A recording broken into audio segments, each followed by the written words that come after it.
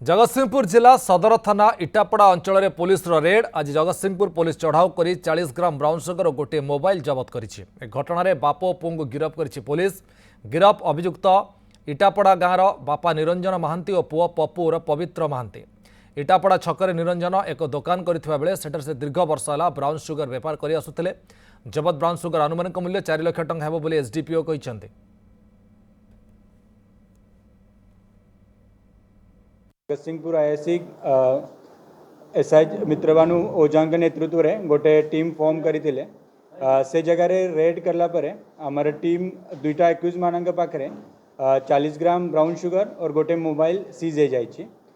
Niranjan Mohanty son of late Narayan Mohanty both are of village Itapada Tanka में arrest करथिले और काली तांका कोर्ट रे फॉरवर्ड हो जाइए।